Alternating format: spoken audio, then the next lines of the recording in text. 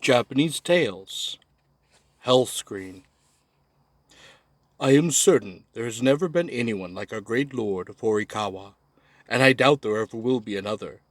In a dream before his lordship was born, her maternal ladyship saw the awesome armed guardian deity of the West, or so people say. In any case, his lordship seemed to have innate qualities that distinguished him from ordinary human beings. And because of this, his accomplishments never ceased to amaze us.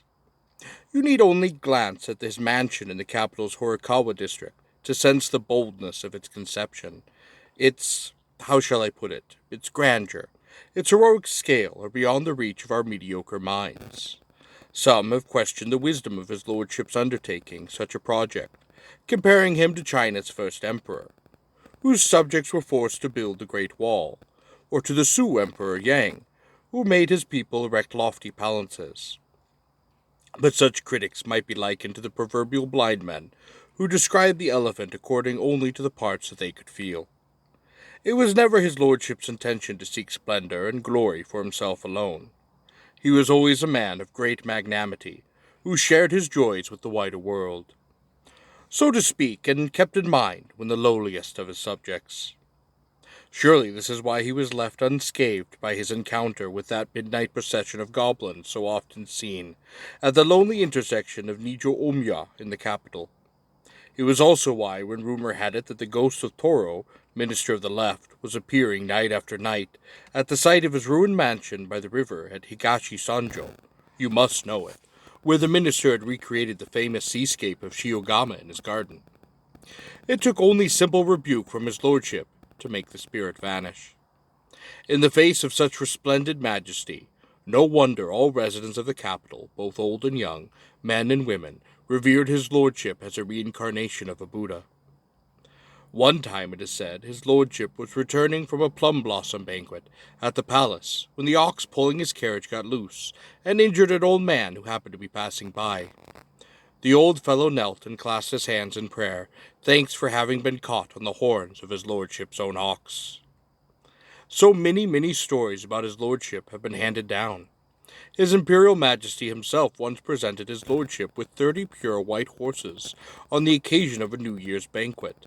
Another time, when construction of the Nagara Bridge seemed to be running counter to the will of the local deity, his lordship offered up a favorite boy attendant as a human sacrifice to be buried at the foot of a pillar. And then there was the time when, to have growth cut from his thigh, he summoned the Chinese monk who had brought the art of surgery to our country. Oh, there's no end to the tales. For sheer horror, though, none of them measure up to the story of the screen, depicting the scenes of hell, which is now a prized family heirloom. Even his lordship, normally so imputable, was horrified by what had happened. And those of us who waited upon him, well, it goes without saying that we were shocked out of our minds. I myself discerned of one of his lordship's men for a full 20 years, but what I witnessed then was more terrible than anything I had ever or have ever experienced. In order to tell you the story of the Hellscreen, however, I must first tell you about the painter who created it. His name was Yoshihide. I suspect that even now there are ladies and gentlemen who would recognize the name Hoishide. He was famous back then as the greatest painter in the land, but he had reached the age of perhaps 50, and he looked like nothing more than a thoroughly unpleasant little old man, all skin and bones. He dressed normally enough for his appearance, at his lordship's mansion in a reddish-brown, broad-sleeved silk robe, and a tall black hat with a soft bend to the right. But as a person, he was anything but normal. You could see he had a mean streak, and his lips, naturally red for such an old man, gave a disturbing bestial impression. Some people said that the redness came from his moistening his paintbrush with his lips, but I wonder about that. Crueler tongues used to say that he looked and moved like a monkey, and they went so far as to give Yoshihide the nickname Monkey Hide. Ah, that nickname reminds me of an episode. Yoshihide had a daughter, his only child, a sweet, lovely girl, utterly unlike her father. She had been taken in the Horikawa mansion as a junior lady-in-waiting for his lordship's own daughter, the young mistress. Perhaps because she lost her mother at a tender age, she had unusually mature and deeply sympathetic nature, and a cleverness beyond her years. And everyone from her ladyship was down on down loved the girl for her quickness to notice everyone else's need. Around that time, someone from the Tamba province presented his lordship with a tame monkey, and the young master, who was then at the height of his boyish naughtiness, decided to name it Yoshihide. The monkey was a funny-looking creature as it was, but capping it with that name gave everyone in the household a hearty laugh. Oh, if only they had been satisfied only to laugh. But whatever the monkey did, whether climbing to the top of the garden pine, or soiling the mats of a staff member's room, people would find a reason to torment it, and always with a shout of Yoshihide. Then one day, as Yoshihide's daughter was gliding down a long outdoor corridor to deliver a note gaily knotted on a branch of red winter plum, the monkey Yoshihide darted into the sliding door at the far end, in full flight from something. The animal was running with a limp, and seemed unable to climb a post, as it often did when frightened. Then who should appear chasing after it but the young master, brandishing a switch and shouting, "Come back here, you tangerine thief! Come back here!" Yoshihide's daughter drew up short at the sight, and the monkey clung to her skirts with a pitiful cry. This must have aroused her compassion, for still holding the plum branch in one hand, she swept the monkey up in the soft folds of her lavender sleeve. Then, giving a little bow to the young master, she said with cool clarity, "Forgive me for interfering, my young lord, but he is just an animal. Please pardon him." Temper still up from the chase, the young master scolded and stamped his foot several times. "Why are you protecting him?" he demanded. "He stole my tangerine." "Oh, but he is just an animal," she repeated. "He doesn't know any better." And then, smiling sadly, she added, "His name is Yoshihide, after all. I can't just stand by and watch my father being punished." This was enough, apparently, to break the young master's will. "All right, then," he said with obvious reluctance. "If you're pleading for your father's life, I'll let him off this time." The young master then flung his switch onto the ground and stalked back out through the sliding door. After this incident, Yoshihide's daughter and the little monkey grew quite close. The girl had a golden bell that her young mistress had given her, which she hung from the monkey's neck on a pretty crimson cord, and he, for his part, would almost never leave her side. Once, when she was in bed with a cold, the monkey spent hours by her pillow, biting his nails, and I swear it had a worried look upon its face.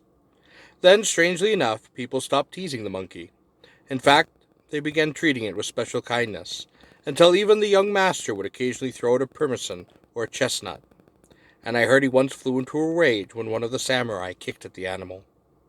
Soon after that, his lordship himself ordered the girl to appear before him with the monkey in her arms. All because, in hearing about the young master's tantrums, I am told, he naturally also heard about how the girl had come to care for the monkey. "I admire your filial behavior," his lordship said. "Here, take this." And he presented her with a fine scarlet underrobe. They tell me that his lordship was especially pleased when the monkey, imitating the girl's expression of gratitude, also bowed low before him, holding the robe aloft.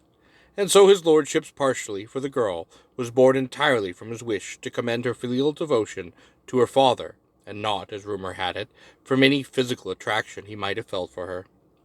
Not that such suspicions are entirely groundless, but there will be time for me to tell you about that later. For now, suffice it to say that his lordship was not the sort of person to lavish his affections on the mere daughter of a painter, however beautiful she might actually be. Well, then, having been singled out for praise this way, Yoshida's daughter withdrew from his lordship's presence, but she knew now, to avoid provoking the envy of the household's other, less modest ladies-in-waiting. Indeed, people grew fonder than ever of her and the monkey, and the young mistress almost never let them leave her side, even bringing them with her in her ox-drawn carriage when she went to observe shrine rituals and the like. But enough about the girl for now. Let me continue with my story of her father, Yoshihide. As I have said, the monkey, Yoshihide, quickly became everyone's little darling, but Yoshihide himself remained an object of universal scorn, reviled as a monkey hide, but everyone behind his back. And not only in the Hirakawa mansion. Even such an eminent Buddhist prelate as the abbot of Yokawa hated Yoshihide so much that the very mention of his name was enough to make him turn purple as if he had seen the devil.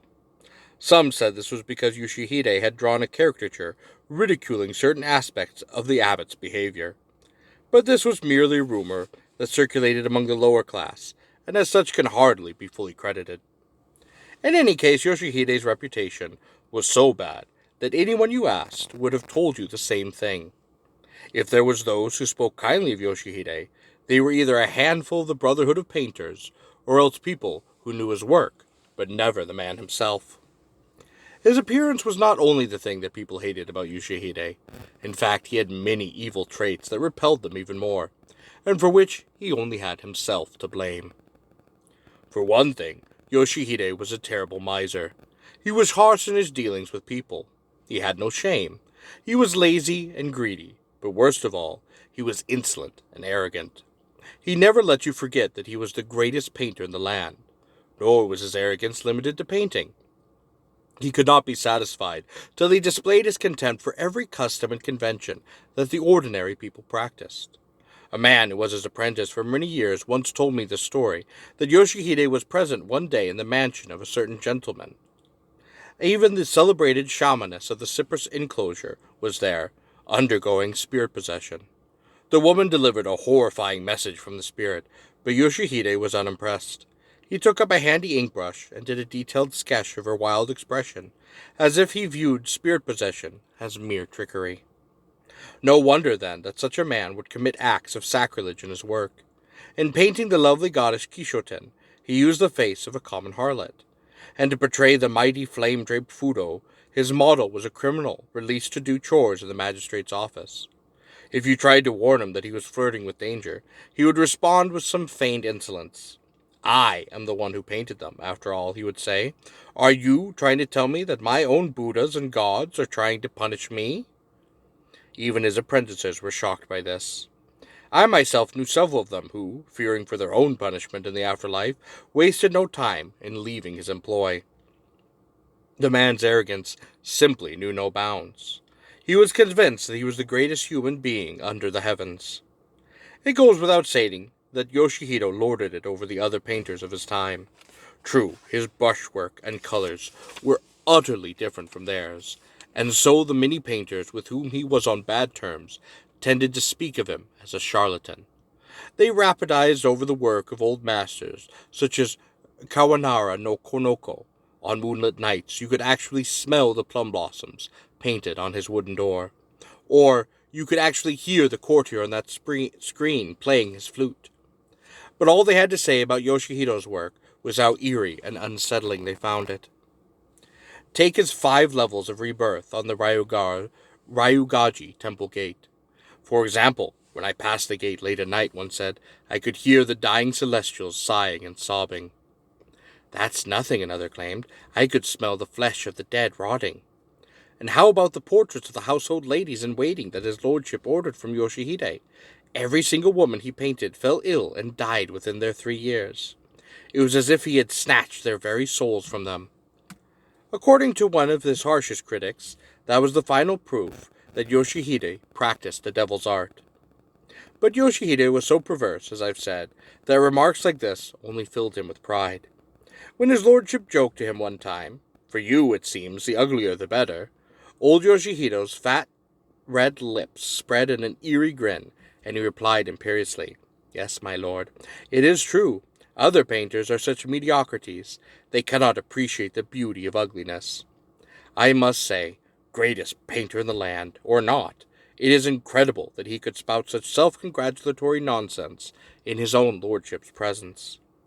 No wonder his apprentices called him Chiri Iju behind his back. You know Chiro Iju, the long-nosed goblin, who crossed over from China long ago to spread the sin of arrogance.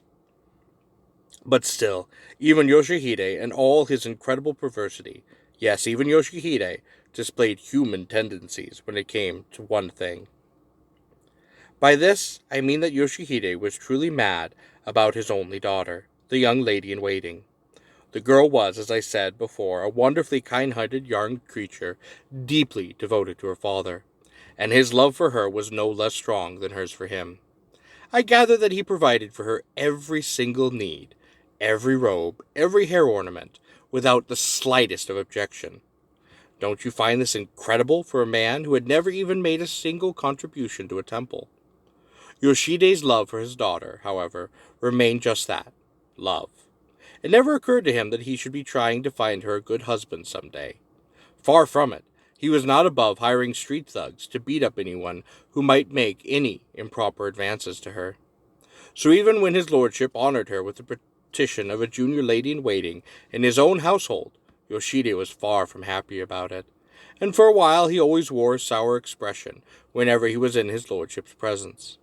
I have no doubt that people who witnessed this display were the ones who began speculating that his lordship had been attracted to the girl's beauty when he ordered her into service, despite her father's objections. Such rumors are entirely false, of course. It was nothing but Yoshide's obsessive love for his daughter that kept him wishing to have her step down from service. That is certain. I remember the time his lordship ordered Yoshihide to do a painting of Monjo as a child, and Yoshide pleased him greatly with a marvelous work that used one of his lordship's own boy favorites as a model. "You can have anything you want as a reward," said his lordship, "anything at all." Yoshide should have been awestruck to hear such praise from his lordship's own lips, and he did in fact prostrate himself in thanks before him. But can you imagine that he asked, "If it pleases your lordship, I beg you return my daughter to her formerly lowly state"? The impudence of the man! This was no ordinary household, after all. No matter how much he loved his daughter, to beg for her release from service in a privileged proximity to the great lord of Horikawa himself? Where in the world does one find such audacity? Not even a man as grandly magnanimous as his lordship could help feeling some small annoyance at such a request, as was evident from the way he stared at Yoshido for a long time in silence. Presently he spoke. "This will not happen," he said, all but spitting out the words, and he abruptly stood and withdrew. This was not the first nor the last such incident. I think there might have been 4 or 5 in all, and with each repetition, it seemed to me, his lordship gazed on Yoshido with increasing coldness. The girl, for her part, seemed to fear for her father's welfare. Often she could be seen, sobbing quite quietly to herself in her room, teeth clamped upon her sleeve. All this only reinforced the rumor that his lordship was enamored of the girl. People also said that the command to paint the screen had something to do with her rejection of his lordship's advances, but that, of course, could not be so. As I see it, it was entirely out of pity for the girl's situation that his lordship refused to let her go. I am certain he believed with great generosity that she would be far better off if he were to keep her in his mansion and enable her to live in comfort than if he sent her back to her hard-headed old father. That he was partial to her, of course, there could be no doubt. She was such a sweet-tempered young thing. But to assess that he took his lustful pleasure with her is a view that springs from twisted reasoning. No, I would have to call it a groundless falsehood. At any rate, owing to these matters regarding his daughter, this was a period when Yoshide was in great disfavor with his lordship. Suddenly, one day, for whatever reason, his lordship summoned Yoshide and ordered him to paint a folding screen portraying scenes from the 8 Buddhist hells.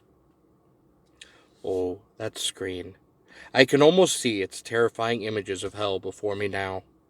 Other artists painted what they called images of hell, but their compositions are nothing like Yoshide's. He had the 10 kings of hell and their minions over in one small corner, and everything else, the entire screen, was enveloped in a firestorm so terrible you thought the swirling flames were going to melt the mountain of sabers and the forest of swords.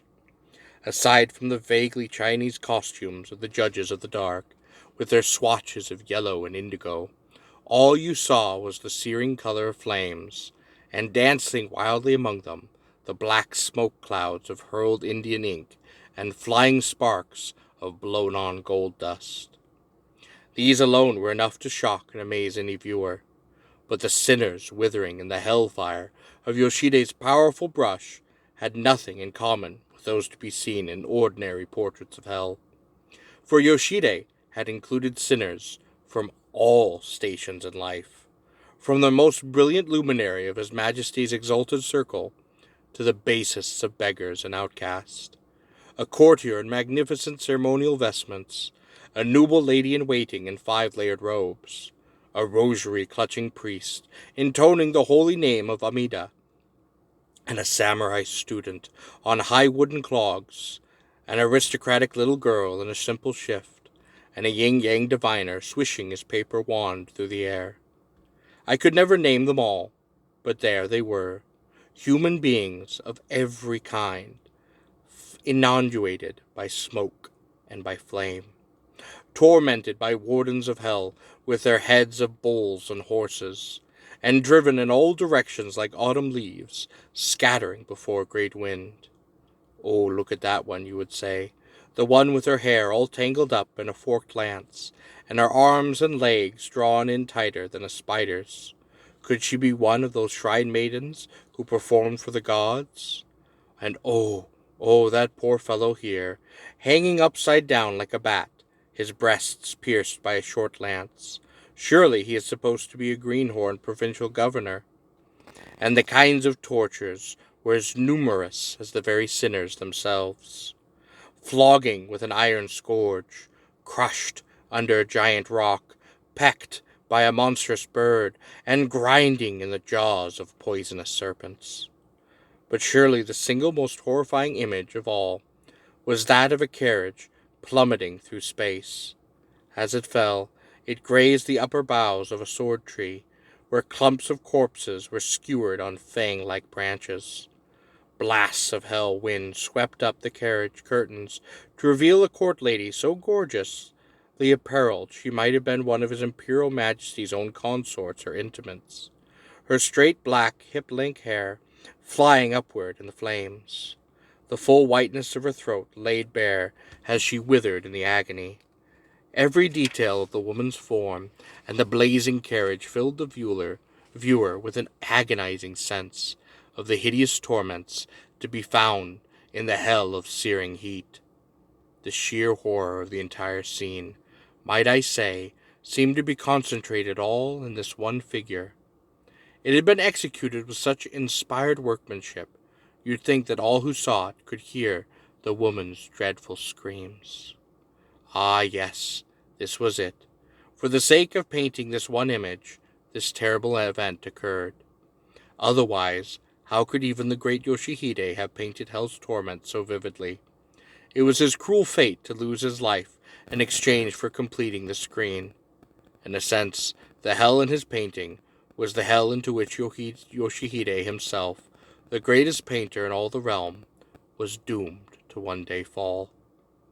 I'm afraid that, in my haste to speak of the screen, with its unusual images of hell, I may have reversed the order of my story.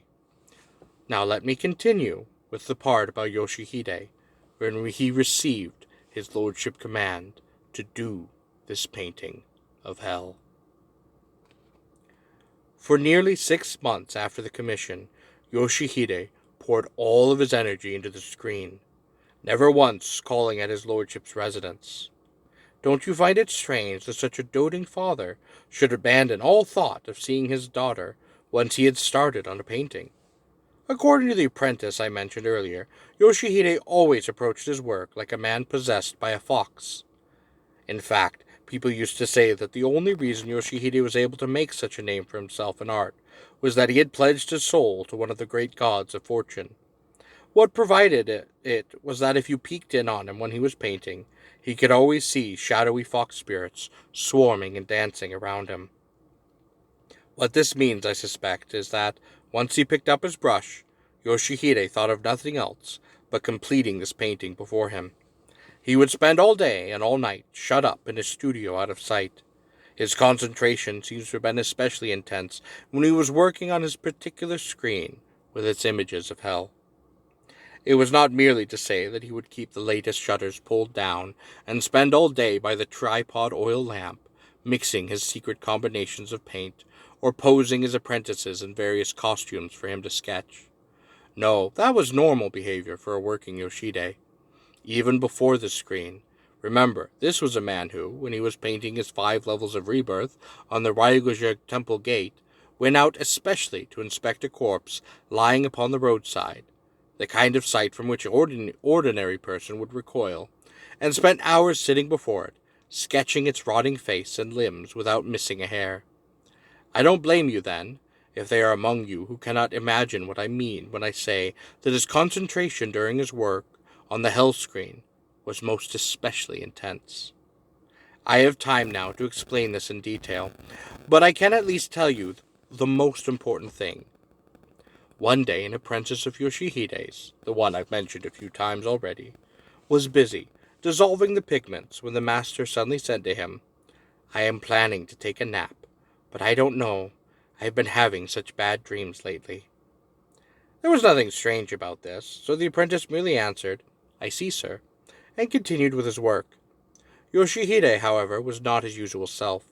Somewhat hesitantly, and with a doleful look on his face, he made a surprising request. "I want you to sit and work beside me while I sleep." The apprentice thought it rather odd that his master should be worrying about dreams, but it was a simple enough request, and he promptly agreed to it. "All right, then," Yoshihide said, still looking quite worried. "Come inside right away." He hesitated. "When the other apprentices arrive, don't let any of them in where I'm sleeping." Inside meant the room where the master actually did his painting, and as usual on this day, the apprentice told me, its doors and windows were shut as tightly as at night. In the dull glow of an oil lamp stood the large folding screen, its panels arranged in a semicircle that only sketched out in charcoal. Yoshihide lay down with his head pillowed on his forearm, and slipped into the deep sleep of an utterly exhausted man. Hardly any time had gone by, however, when the apprentice began to hear a sound that he had no way of describing. It was a voice, he told me, but it was a strange and eerie one. At first, it was just a sound, but soon, in snatches, the voice began to form words that came to him as if from underwater, like the muffled cries of a drowning man. "What?" the voice said. "You want me to come with you? Where are you taking me? To hell, you say?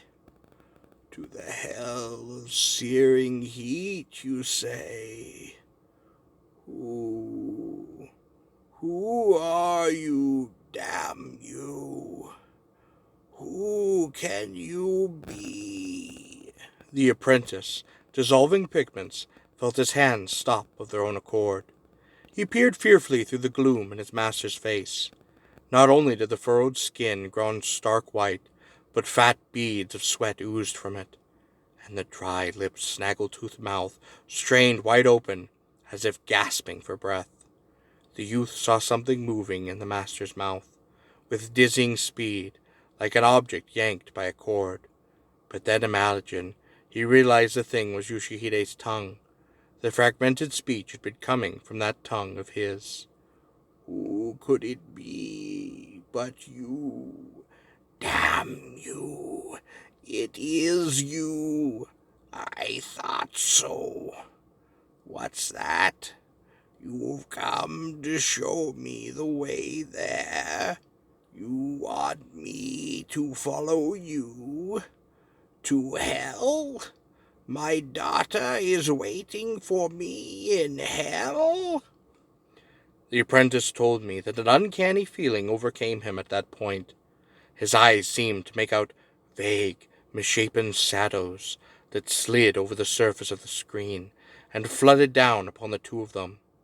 Naturally, he immediately reached over and shook Yoshihide as hard as he could, but rather than waking, the master, in a dreamlike state, went on talking to himself and showing no sign of regaining consciousness. Desperate now, the apprentice grabbed the jar for washing brushes and splashed all the water onto Yoshihide's face. "I'm waiting for you," Yoshihide was saying. "So hurry, get into the cart. Come along to hell." But the moment the water hit him, his words turned to a strangled moan. At last he opened his eyes, and he sprang up more wildly than if he had been jabbed with a needle. But the misshapen creature must have been with him still, for he stared into space, with mouth agape and terrified eyes. At length he returned to himself, and without a hint of gratitude, barked at the boy apprentice. I'm all right now. Get out of here. The apprentice knew he would be scolded if he retained his master at a time like this, so he hurried out of the room. But he told me that when he saw the sunlight again, he felt as relieved as if he were waking from his own nightmare. This was by no means Yoshihide at his worst, however. A month later, he called yet another apprentice into the inner room. This young man found Yoshihide standing in the gloom of the oil lamps, biting the end of his paintbrush.